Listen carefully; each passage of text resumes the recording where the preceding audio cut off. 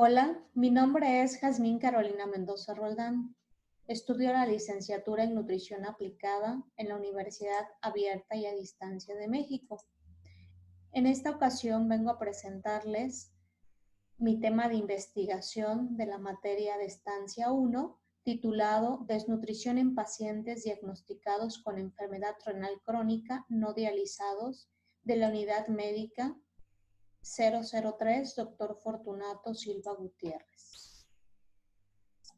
La enfermedad renal crónica es una de las primeras causas de muerte y es considerada como una enfermedad que está afectando a demasiadas personas en México, con un elevado creciente de casos cada día.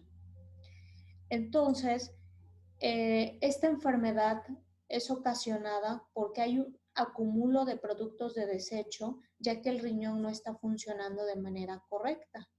Entonces, todos esos productos de metabolismo celular van a ocasionar un desbalance en el organismo de la persona que lo padece, aumentando los riesgos para la salud del enfermo. Esto va a ocasionar que los pacientes presenten una alta prevalencia de malnutrición, principalmente calórico-proteica. Va a haber una profunda alteración de las proteínas séricas, también se va a presentar proteólisis, que va a originar cada vez pérdida de mayor masa muscular, y esto va a conducir a la desnutrición del paciente.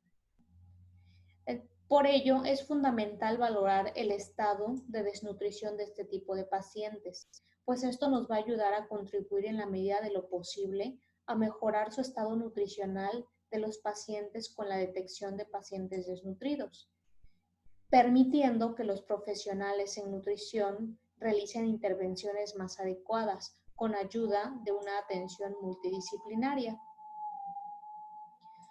En este trabajo se inicia con una búsqueda de información, hacer una precisión del tema principalmente, del cual va a ser objeto de estudio, fijando los criterios claros. Hay que especificar cuál va a ser el título, cuál va a ser el alcance, cuáles van a ser los recursos de los cuales nos vamos a apoyar. Hice la elección en los términos de búsqueda, elegí cuáles van a ser las palabras claves y adecuadas en un lenguaje normalizado, de tal manera que de todas las fuentes encontradas, hacer una selección de las principales fuentes de información especializadas en el tema que yo necesito. Hacer una ejecución de búsqueda para la obtención de los documentos que requería para iniciar esta investigación.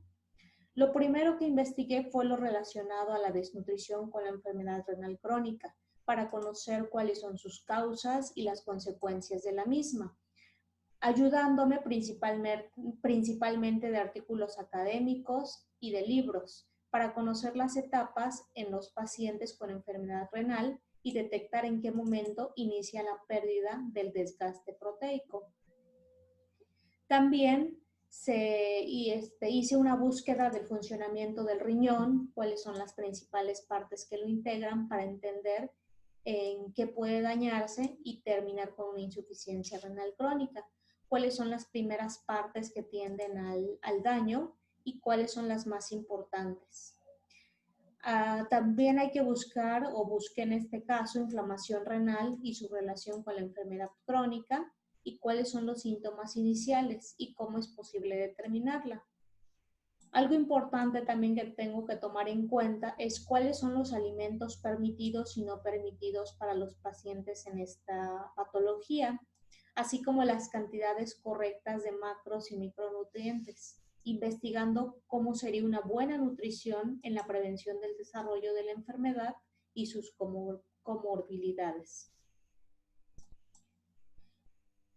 Por lo tanto, dentro de mi búsqueda encontré a Ackerman de 2013, que fue con el libro que me ayudé para cómo hacer una buena investigación, cuáles son los pasos.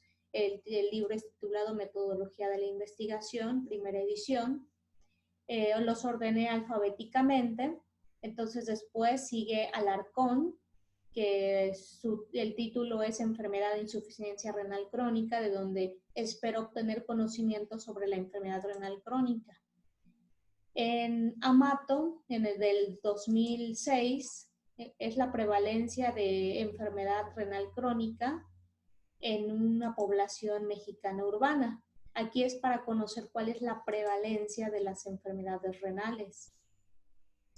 En Andrew, 2016, habla de las alteraciones de la nutrición en la enfermedad renal crónica y pues bueno, el título lo dice. Aquí voy a obtener las alteraciones las principales alteraciones que se presentan en la nutrición de enfermos renales. En Arcos del 2004, el título es Relación con la calidad de vida de los pacientes diagnosticados con insuficiencia renal crónica. Aquí voy a detectar de qué manera es la vida de los pacientes diagnosticados con insuficiencia renal crónica en cuanto a su estado metabólico y su estado nutricional.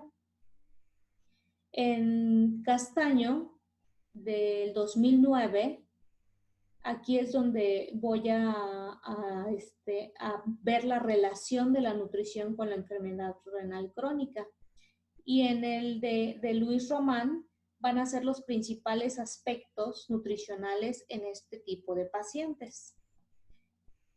También tengo lo que es Acople, que es en el 2001, habla de las principales prácticas de guía clínica para la nutrición en fallas renales crónicas. Estas son guías de práctica clínica para enfermos renales donde nos muestran los diferentes tipos de padecimientos o sintomatología y signos que presenta el paciente. En la página de la OMS y busqué la valoración nutricional del adulto mayor de tal manera que con esto me voy a ayudar para determinar cuál es la mejor forma de evaluar el estado nutricional de los pacientes. En Riobo habla sobre la relación de la nutrición con la insuficiencia renal crónica. En Sellares voy a obtener las alteraciones en el enfermo renal. ¿Cuáles son estas alteraciones nutricionales que están teniendo los pacientes? En Rojas Soriano también me ayudé para saber cómo iniciar una investigación.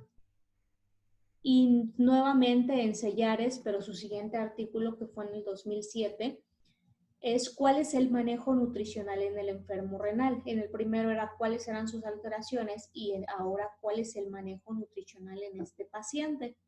Y en Trevillo Becerra, cuáles son los datos más importantes sobre lo que es la insuficiencia renal crónica. Entonces, gracias a estos artículos pude entender a grandes rasgos lo que es la enfermedad renal y cuáles son sus alteraciones nutricionales, porque es importante detectar las fallas que está teniendo el paciente, así como detectar en qué momento empieza el desgaste proteico, que los puede conducir a una desnutrición si no es tratado a tiempo. Dentro de las normas y leyes que utilicé y que voy a utilizar es la Ley General de Salud. Esta ley establece los lineamientos para proteger y restaurar la salud de un individuo de la población en general. ¿De qué manera me va a ayudar? Bueno, me va a ayudar en que nos explica cómo hacer una educación para la salud, el desarrollo, cómo se desarrollan los programas de nutrición, de qué manera podemos prevenir daños y riesgos en nuestros pacientes. También nos explica que pues todo paciente enfermo tiene derecho a la atención, a la salud. Los pacientes tienen derecho y protección a que si ellos no aceptan el estudio, pues obviamente no sean incluidos, y también para la prevención y control de problemas de salud.